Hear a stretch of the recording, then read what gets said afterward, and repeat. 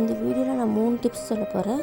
ஒன்று வந்துட்டு ஸ்வீட் பூரி எப்படி பண்ணுறதுன்னுட்டு, செகண்ட் ஒன் வந்து வீட்டில் இருக்க வேஸ்ட் கிளாத் வச்சுட்டு எப்படி பில்லோ ரெடி பண்ணலான்னுட்டு, அதுக்கப்புறம் கிச்சனில் யூஸ் பண்ணுற கிளாத்து கிச்சன் கிளாத்ஸ் எல்லாம் ரொம்ப ஆயிலாக பிசுப்பாக இருக்கும், அது க்ளீன் பண்ணுறது அப்படின்ட்டு 3 விஷயத்தை நான் சொல்ல போகிறேன். எல்லாம் ஃபுல் வீடியோவும் கரெக்டாக மிஸ் பண்ணாமல் பாருங்கள் ஃப்ரெண்ட்ஸ். 2 கப்பு கோதுமை மாவு எடுத்திருக்கேன். லைட்டாக சால்ட் போட்டுக்கலாம். சப்பாத்தி மாவு பிசைகிற மாதிரி பிசைஞ்சு வச்சுக்கலாம் ஃப்ரெண்ட்ஸ். எல்லாம் பிசைஞ்சிட்டு ஒரு 5 நிமிஷம் நல்லா ஊற விட்டுட்டோம்னா போதும். லைட்டாக அது மேலே ஆயில் போட்டு வச்சிட்டோம்னா ட்ரை ஆகாமல் நல்லாயிருக்கும்.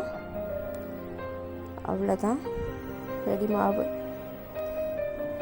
சக்கரை பாவு ரெடி பண்ணிடலாம். கோதுமை மாவு எடுத்தோம் இல்லைங்களா, 2 கப்பு, அதே கப்பால் 2 கப்பு சக்கரை எடுத்துக்கலாம். அதுக்கப்புறம் அதே கப்பால் 2 கப்பு தண்ணி ஊற்றிக்கலாம்.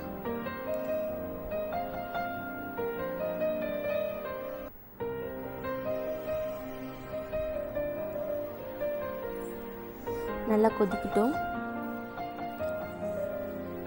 ஒரு 5 நிமிஷம் வெயிட் பண்ணலாம். நல்லா கரிஞ்சி வரட்டும். க்ளோஸ் பண்ணி வச்சிட்டோம். தேங்காய் வந்து துருவிட்டு அது லைட்டாக ட்ரை ரோஸ்ட் பண்ணிக்கலாம். இது வந்து நம்ம ரோஸ்ட் பண்ணாமல் கூட யூஸ் பண்ணலாம். ஏன்னா ஸ்டோர் பண்ணிக்கிறதுக்காக இருந்தால் நம்ம வந்து ரோஸ்ட் பண்ணிட்டா பெஸ்ட்டு. முந்திரி, பாதாம் போட்டுக்கலாம். 1 கப்பு பொட்டுக்கடலை போட்டோம் இல்லைங்களா, அதே கப் அளவில் வந்துட்டு சர்க்கரையும் போடணும். அந்த வறுத்து வச்ச தேங்காய் போட்டுடலாம். ஃபஸ்ட்டு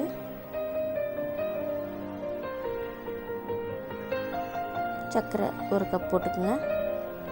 மிக்ஸியில் போட்டுட்டு எடுத்தாச்சு. சர்க்கரை பாவு ரெடி ஆகிடுச்சு. லைட்டாக ஒரு கம்பி பதம் வந்தால் போதும் ஃப்ரெண்ட்ஸ். அவ்வளோதான்,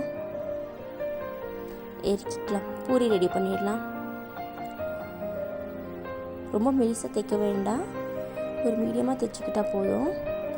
வெறும் கோதுமை மாவில் தான் செஞ்சுருக்கோம். மைதா மாவில் செஞ்சோம்னா இன்னும் ரோஸ்ட்டாக வரும், மொறுமொறுப்பாக இருக்கும். கோதுமை மாவுன்றதுனால கொஞ்சம் சாஃப்டாக தான் இருக்கும். ஆனால் இது சாப்பிட்றதுக்கு ரொம்ப டேஸ்ட்டாக இருக்கும் ஃப்ரெண்ட்ஸ்.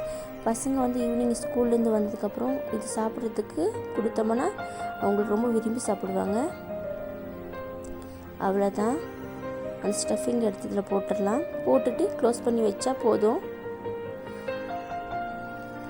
ரொம்ப அருமையாக இருக்கும். இன்னும் அது ஒட்டலையே நினைக்க வேணாம். ஒரு 2 நிமிஷம் வச்சோம்னா எல்லாமே ஒட்டிடும். பாருங்கள் எவ்வளோ சூப்பராக இருக்குது. பார்க்குறதுக்கு மட்டும் இல்லை, டேஸ்ட்டும் சூப்பராக இருக்கும்.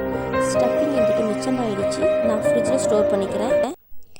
வீட்டில் வேஸ்ட் கிளாத்தெல்லாம் இருக்கும் இல்லைங்களா, அது வச்சு எப்படி நம்ம தலகாணி பண்ணலான்னுட்டு நான் ஒரு வீடியோ போட்டிருக்கேன். இது பாருங்கள். இந்த மாதிரி வேஸ்ட் கிளாத்தெல்லாம் சின்ன சின்னதாக கட் பண்ணிக்கலாம். கட் பண்ணும்போது வந்துட்டு நல்லா நமக்கு அது தலகாணிக்குள்ளே போடும்போது நல்லா சாஃப்டாக கரெக்டாக இருக்கும். அப்படியே ஃபுல்லன்னு போட்டோன்னு வச்சுக்கோ மொத்தமாக இருக்கும், பார்க்குறதுக்கே நல்லா இருக்காது. அதனால் சின்ன சின்னதாக கட் பண்ணிக்கலாம். அதுக்கப்புறம் ஜீன் டாப் ஒன்று இருந்தது, அது வச்சு யூஸ் பண்ணிக்கலான்னு பிளான் பண்ணி அதையே கட் பண்ணியாச்சு. கட் பண்ணிவிட்டு அதுக்கப்புறம் ஃபினிஷிங் ஃபுல்லாக ஸ்டிச்சிங்கும் நான் காட்டுறேன் இந்த வீடியோவில், பார்த்துக்குங்க. இது மாதிரி கட் பண்ணிக்கோங்க. உங்களுக்கு என்ன சைஸ் தேவையோ அதுக்கு தகுந்த மாதிரி பிளான் பண்ணி கட் பண்ணிக்கோங்க. பாருங்கள், ஸ்டிச்சிங் பண்ணிகிட்ருக்கோம். ஒரு சைடு மட்டும் ஓப்பன் விட்டுக்கலாம். ஏன்னா அந்த கட் பண்ண சின்ன சின்ன பீஸுங்களெல்லாம் இதை தான் ஃபில் பண்ண போகிறோம் இல்லையா, ஒரு சைடு மட்டும் ஓப்பன் விட்டுக்கலாம். ஃபினிஷிங் முடிஞ்சதுக்கப்புறம் இது அப்படியே பாருங்கள். ஓகே, நெக்ஸ்ட் வந்து இதுக்குள்ளே வந்துட்டு நம்ம எல்லாம் அதை போட்டு ஃபில் பண்ணிடலாம்.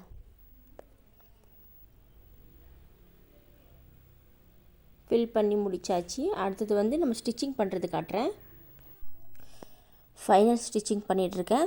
இதுக்கு மேலே போடுற கவர் கிளாத் நான் வாங்குறதுக்கு போகும்போது அந்த கடையில் வந்து ரொம்ப காஸ்ட்லியாக இருந்தது. அதுக்கு பதிலாக அந்த தலகாணிக்கு மேலே போடுற அந்த கவரே ரொம்ப சீப் அண்ட் பெஸ்ட்டாக கிடச்சிது. அதனால் நான் டைரெக்டாக கவரே வாங்கிட்டு வந்துட்டேன். இதுதான் அந்த கவரு. பாருங்கள் ஃப்ரெண்ட்ஸ், நல்லாயிருக்கா?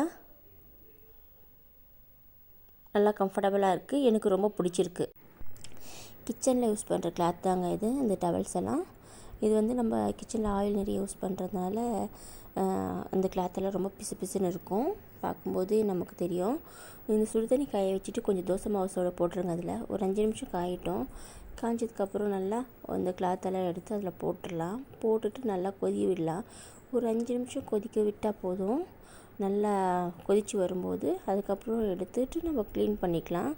இப்போ அப்படியே 5 நிமிஷம் அப்படியே காட்டுறேன் பாருங்கள். நீங்கள் லைட்டாக குத்தி விட்டுட்டே இருந்தீங்கன்னா அந்த கிளாத்தெல்லாம் நல்லா அழுக்கெல்லாம் போகும். சும்மா லைட்டாக குத்தி விட்டால் போதும், ரொம்ப அதுக்காக நம்ம எஃபர்ட் போடணுன்ட்டு அவசியம் கிடையாது. பாருங்கள், நல்லா போயிட்டுருக்கு, நுரெல்லாம் வந்துட்டுருக்கு.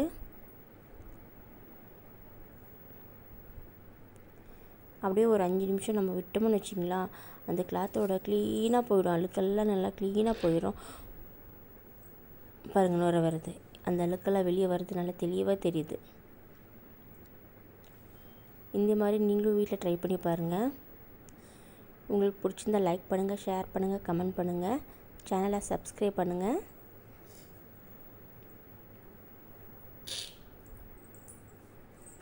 பாருங்கள் எவ்வளோ க்ளீனாக இருக்குது இந்த கிளாத்து. தேங்க்யூ.